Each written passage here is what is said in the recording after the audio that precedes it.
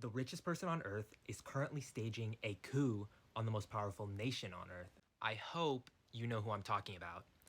Elon Musk. I'm making this video because I don't know if everyone knows what's happening. Based on the facts, this is one of the most important news stories of our country's entire history.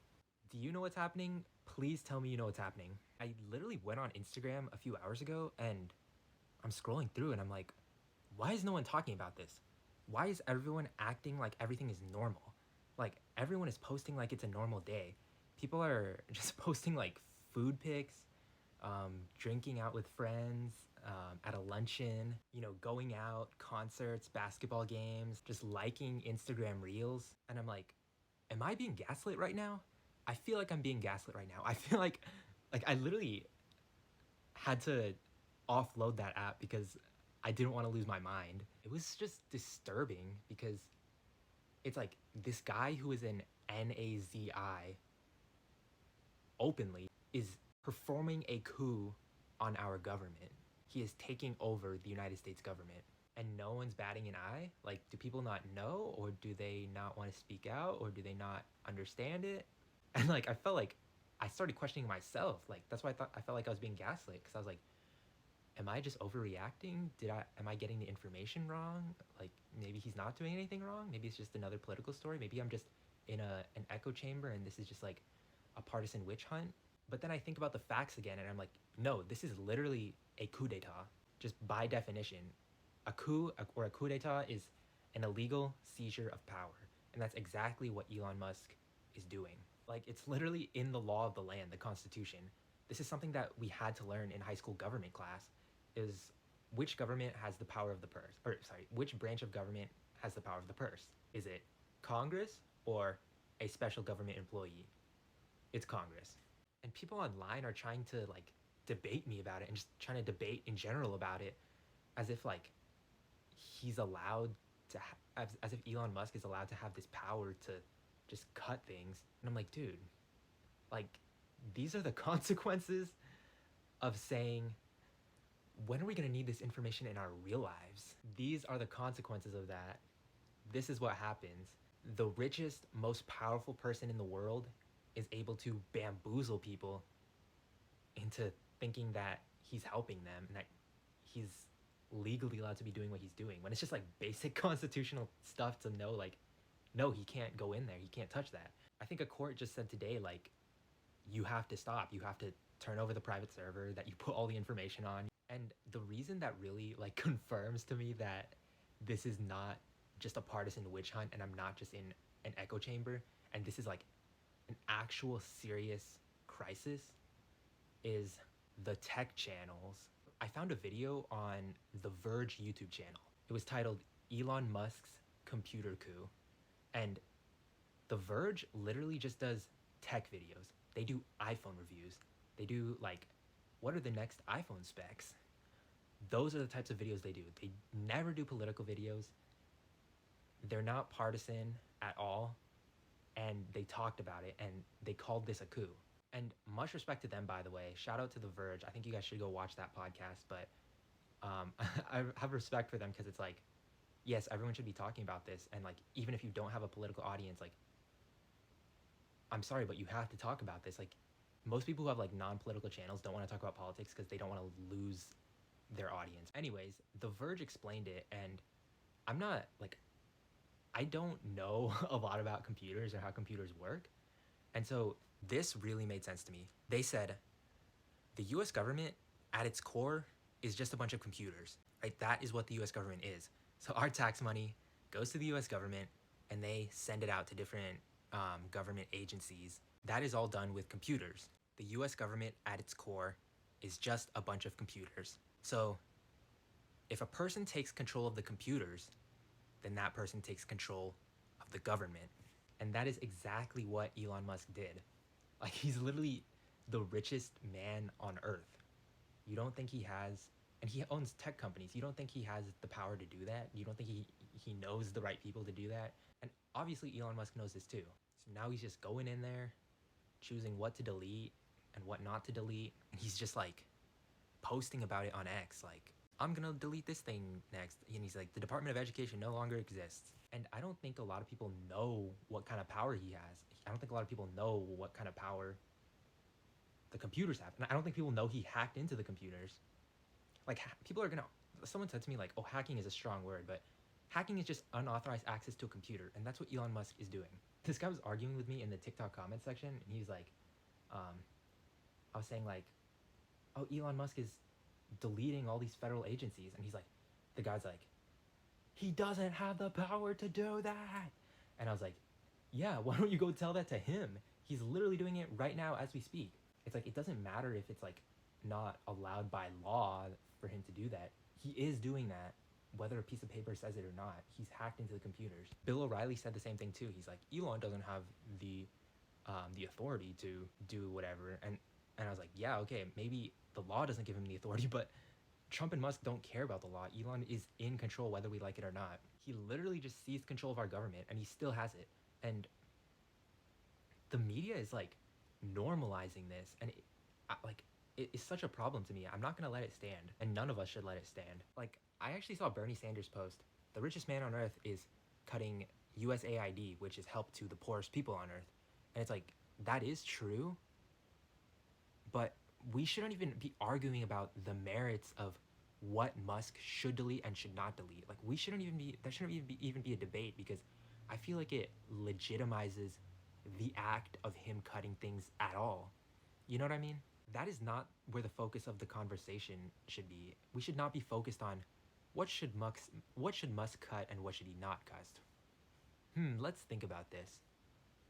Because it's like, the fact of the matter is, he shouldn't be in there at all. He shouldn't have access to any of the things he has access to. And now, to be fair to Bernie, he did say at the end of that post, this is unconstitutional. But I wish he would be more aggressive. I wish he would say, this is a coup. He has taken over the government. But yeah, the way that media outlets in general are reporting on this, a lot of them, not all of them, but like, they're like making it seem like he has the authority to be in there. And it's like, no, he does not have the authority to be in there at all. So let's end the conversation there.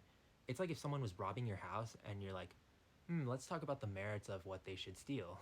Like, you should not be stealing my couch. When it's like, the reality is, get out. That's where the conversation should end. Oh yeah, and also about The Verge, Vivek Ramaswamy quit Doge on day one. What I didn't know and what I learned from The Verge is that he quit because he wanted to restructure the government through legal means, while Musk wanted to do it through illegal means.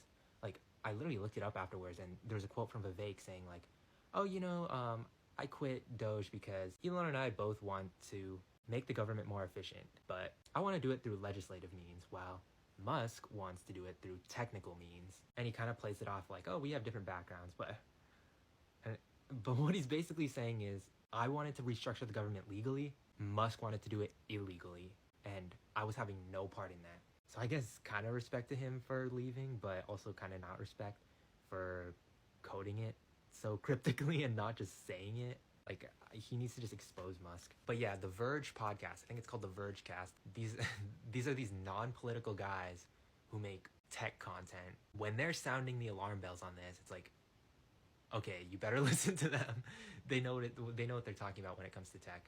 And I think a lot of people, like our representatives, Bill O'Reilly, the people commenting support of Musk, like the people who think like everything's going fine, I think they don't know how much control Musk has, and they don't know how fast he can go.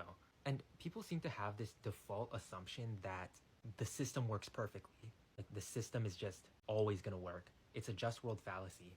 And like, I made a video on why Trump wants to be a dictator, because he was a CEO his whole life. And someone commented, when you have no concept of checks and balances. And I'm like, Trump is destroying the checks and balances.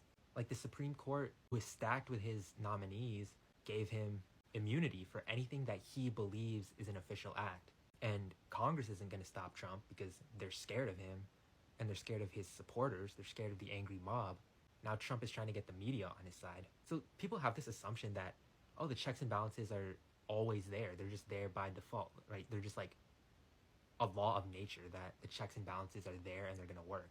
And it's like, no, they're only there and going to work if we make them work. If a president just decides not to follow the checks and balances, then there's like, you and what army? And that's it. That's a dictatorship. I think we are getting to that point.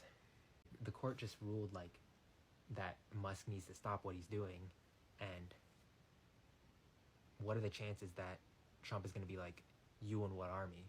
Because do you really think that the most powerful man in the world and the most narcissistic man in the world are just going to stop grabbing power because a court told them to, because a judge told them to? This is literally how dictatorships start. Like, I feel like when I say this, people are going to think I'm being hyperbolic or hyper partisan, or I'm just like, oh, I'm just like a Trump hater, or I don't know, like, it's frustrating. But it's like, we are literally almost a dictatorship. Musk is acting like a dictator right now. No one's stopping him. Trump is trying to stack the federal government with his supporters. Trump is trying to get the police departments on his side. He's trying to get the media on his side through intimidation, through lawsuits. Congress isn't standing up to him. I mean, like, Democrats are kind of standing up to him, but not the Republicans. Yeah, this is how it happens. And I saw a video that said Hitler remade Germany into a dictatorship in 53 days. Putin did it in 1 year, and the longest one was Viktor Orban of Hungary, I believe, who did it in 2 years. And so they do these things quickly, and Musk is moving extremely quickly. He's doing the Facebook internal slogan, move fast and break things. And so it's like, man, I don't know, I don't know, I can't believe this is real. Like, I'm literally watching America slip into dictatorship, and then I go on Instagram and nobody's talking about it.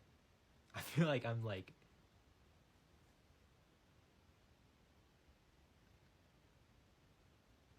I don't know, I feel like I'm being gaslit. I like question myself so much, and it like makes me lose my mind. Like, are we living in the same reality? Are you guys seeing what I'm seeing? Like, I feel like every American should be talking about this. Every American should be posting about it, should be telling their friends about it, their family about it.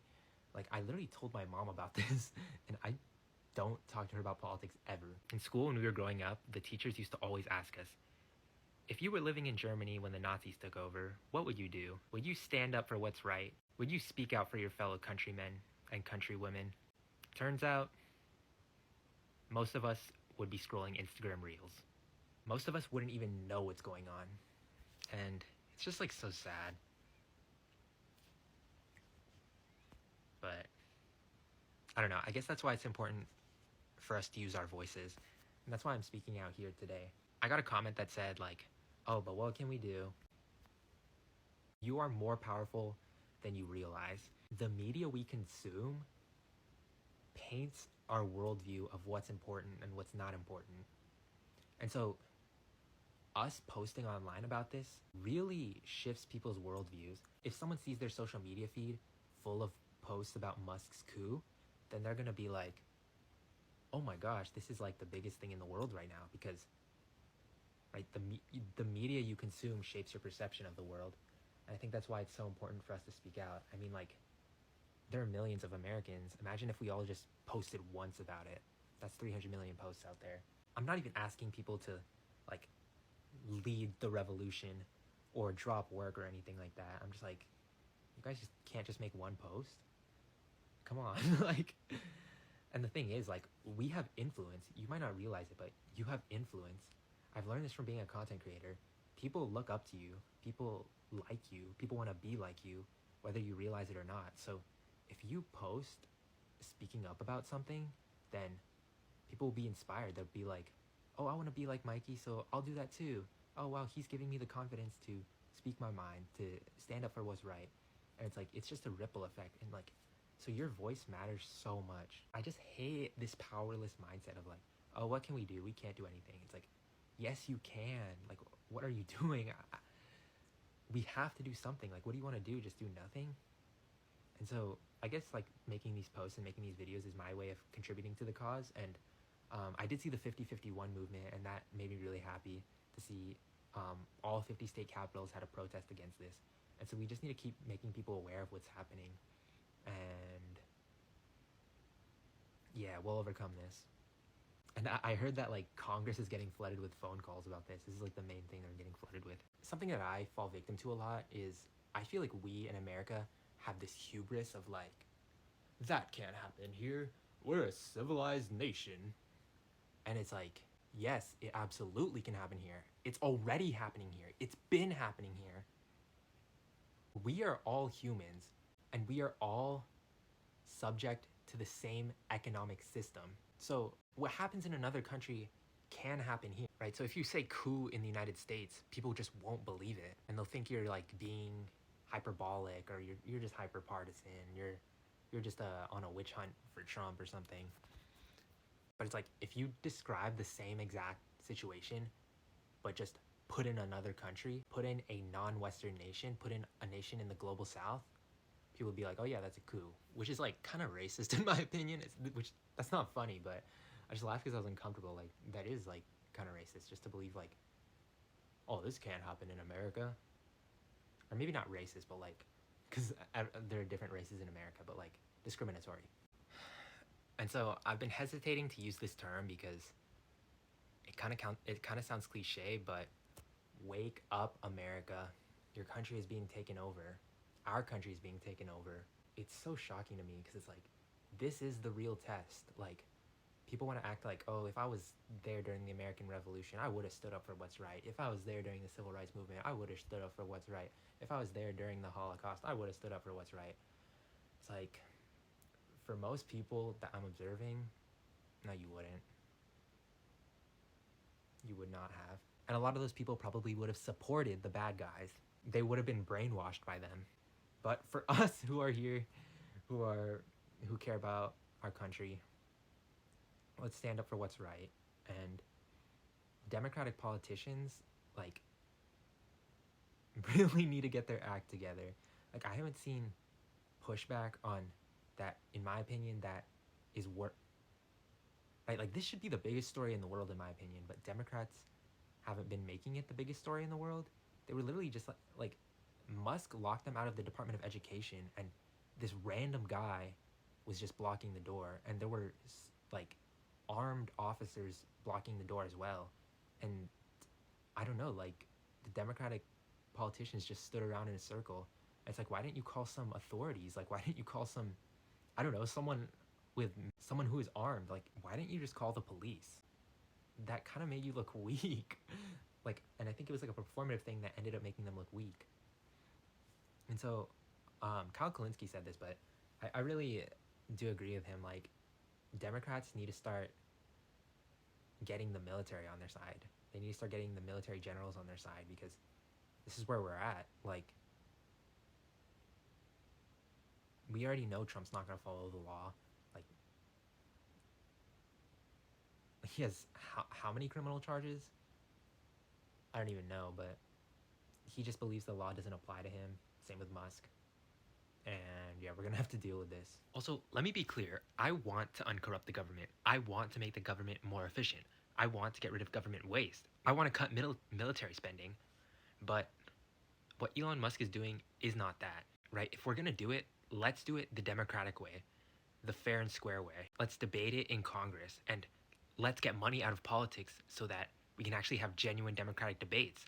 So our representatives are actually debating for us, and they're genuine debates. They're not just puppeting what their corporate masters want them to say. That is the solution, not letting this unelected robber baron hack into the treasury and do whatever he wants and just delete federal departments. And we can largely blame the Democratic establishment for this, because they rigged the primary against Bernie Sanders, and in 2020 they conspired against him. And like, he was the alternative. He was giving people the real solution. And when people didn't have that, you know what I mean, in the general election, they felt like Trump was the only one giving them solutions. They felt like Trump was the only one giving them change. And it's so sad that the American people were so vulnerable that they ran into his arms. The Democratic Party as a whole needs to completely reject corporate money to make the lines in the sand as clear as possible. They are the corporate party, and we are the people's party. Just like him. He was the whole reason I got into politics. I hated politics before Bernie ran in 2015. He inspired me. That is why I've always been so passionate about kicking out the corporate Democrats, kicking out the establishment. That is the first step to getting out of this mess once and for all. Oh yeah, and Trump supporters will be like, oh, well, we voted for Trump, and Trump said that Musk was gonna audit the federal government, so this is allowed. It's like, Trump is not a king. He can't just bestow powers onto people. Even if Trump was the one going through the treasury, that wouldn't be allowed for him either. One person can't do that. One person does not have the power of the purse. It's Congress, because we have to make collective decisions about money. Anyways, I don't know about you guys, but it does feel like we're in the end game. It feels like we're in American end times. Like, I mean, we've had this money and politics problem for so long now, and that's been the main problem of politics. And now we're at the point where the businesses are not just influencing politics, they're running politics. And you have the richest person in the world who just bought the presidency. He bought the most powerful office in the world, and now he is effectively the president. It's like, this is literally the final boss. This is literally the final boss. There could not be a more symbolic final boss for America and for us. The richest person in the world is the puppet master of the most narcissistic person in the world. And yeah, guys, we have to keep speaking out. We have to keep speaking out, even if it doesn't directly affect us, because if we don't, I mean, I would want someone to speak out for me if I was in trouble. And I mean, if we don't speak out for other people, then there will be no one left to speak for us.